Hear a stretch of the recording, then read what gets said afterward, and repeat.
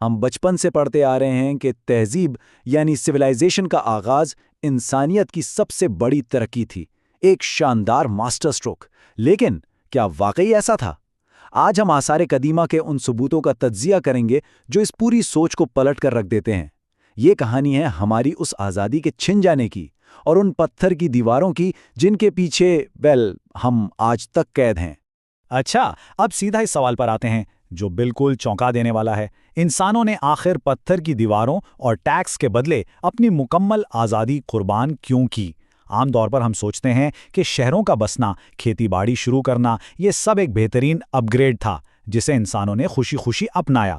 لیکن ذرا پریکٹیکل ہو کر سوچئے، کوئی بھی آزاد انسان اپنی مرضی سے کسی ایک جگہ قید ہونا اور دوسروں کو ٹیکس دینا کیوں چنے گا؟ یہ پہیلی کتابوں میں لکھی کہانیوں سے کہیں زیادہ پیچیدہ ہے۔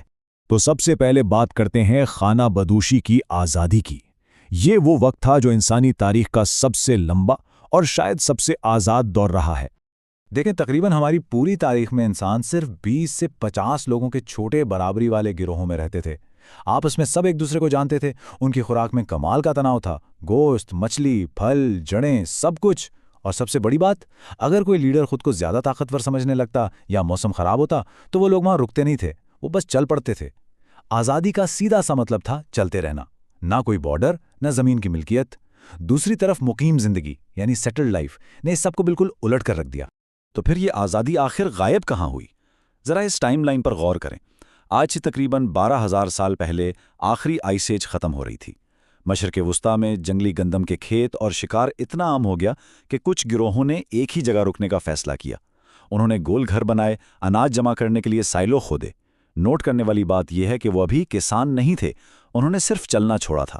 لیکن پھر 10,800 BC میں موسم نے اچانک ایسی کروٹ لی کہ پوری کہانی ہی بدل گئی۔ اور یہاں سے شروع ہوتا ہے موسم کا جال، وہ لمحہ جب موسم نے انسان کو مجبور کر دیا۔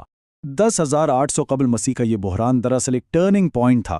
دنیا اچانک پھر سے ٹھنڈی ہونے لگی، وادیوں میں جو جنگلی کھیت تھے وہ سوکھنے لگے، موسم بالکل ناقابل اعتبار ہو گیا۔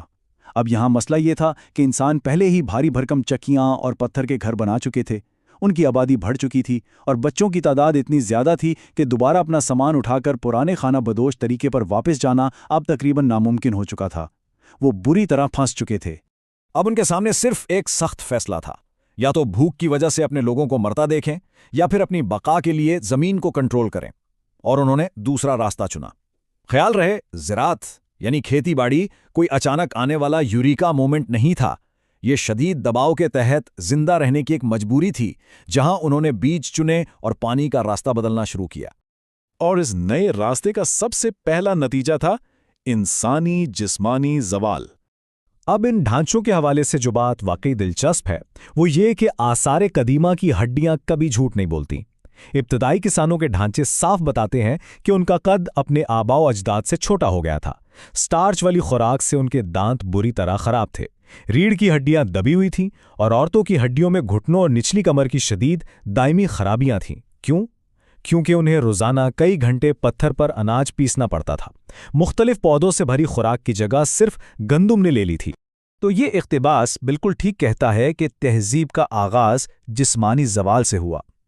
حقیقت یہ ہے کہ ابتدائی کسان اپنے خانہ بدوش آباء و اجداد سے کہیں زیادہ سخت محنت کرتے تھے، ان کی خوراک بدتر تھی اور وہ بیمار بھی زیادہ رہتے تھے۔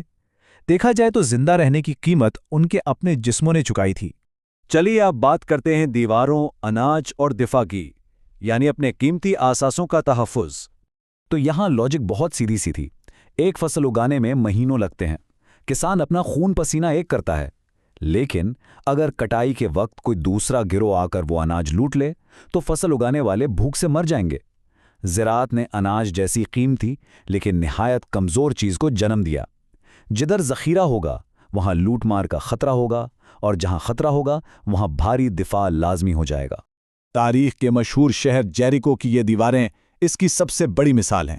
یہ کئی میٹر اونچی پتھر کی ساختیں کسی بادشاہ کی شان و شوکت دکھانے کے لیے نہیں تھیں، ان کا واحد مقصد اناج کے ذخیروں کو حملہ آوروں سے محفوظ رکھنا تھا۔ یعنی انسان اپنی ہی محنت کی کمائی کو بچانے کے لیے خود اپنی ہی بنائی ہوئی دیواروں کے اندر بند ہونے پر مجبور ہو گیا۔ اور یہیں سے آغاز ہوتا ہے ریاست کے جنم کا۔ اقتدار کی ایک مستقل شکل۔ خاص طور پر دریائے دجلہ اور فرات جیسی بے قابو ندیوں کو سنبھالنا آسان نہیں تھا۔ کبھی اچانک سیلاب تو کبھی خشک سالی۔ ان ندیوں کے پانی کو قائم رکھنے اور فصلوں تک پہنچانے کے لیے لمبی نہریں اور مسلسل بند بنانے کی ضرورت تھی۔ اب یہ کام کوئی ایک عام خاندان تو نہیں کر سکتا تھا نا، اس کے لیے انتہائی منظم مزدوری چاہیے تھی، کوئی ایسا جو لوگوں کو اکٹھا کرے، کام بانٹے اور فیصلے کرے۔ اس طرح طاقت جو پہلے وقتی ہوتی تھی اب ایک مستقل ڈھانچوں اور باقاعدہ ریاست میں تبدیل ہونے لگی۔ لاکھوں، جی ہاں، یہ لاکھوں ایک جیسے مٹی کے پیالے جو عروق شہر کے کھنڈرات سے ملے ہیں ایک بہت گہرا راز کھولتے ہیں۔ تقریباً 8000 BC میں عروق کے اندر دہائیوں ہزار اجنبی ایک ساتھ رہ رہے تھے۔ اب لوگ جنگل سے خود کھانا جمع نہیں کر رہے تھے، بلکہ یہ پیالے اس بات کا ثبوت ہیں کہ ریاست کی طرف سے خوراک کو باقاعدہ راشن کے طور پر تقسیم کیا جاتا تھا۔ جو انسان کبھی مکمل آزاد تھا وہ اب بیوروکریسی اور ان مٹی کے پیالوں کا محتاج ہو چکا تھا۔ اور رائٹنگ؟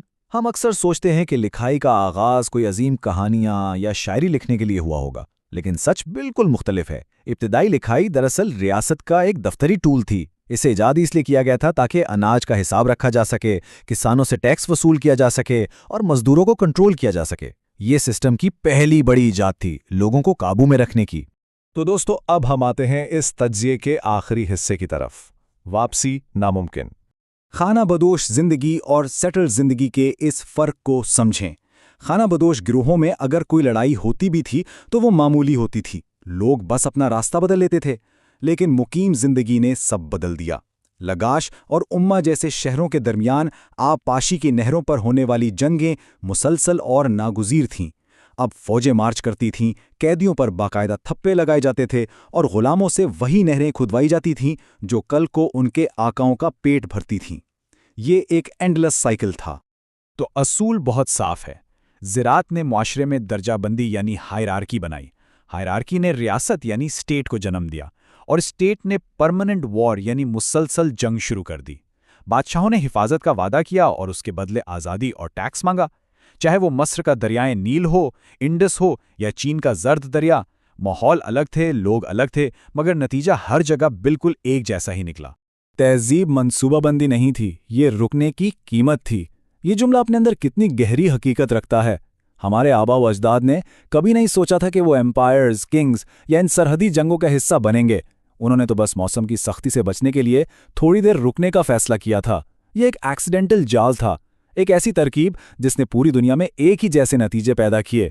آج ہم اس خانہ بدوش آزادی کی طرف واپس نہیں جا سکتے، وہ راستہ ہمیشہ کے لیے بند ہو چکا ہے۔ لیکن اس تجزیے کو ختم کرتے ہوئے ایک سوال ضرور اٹھتا ہے، جو دیواریں آج ہمارے ارد گرد کھڑی ہیں، جو ٹیکس ہم حفاظت کے نام پر آج تک دے رہے ہیں، کیا ہم دراصل آج بھی اس پہلی بار رکنے کی قیمت ہی نہیں چکا رہے؟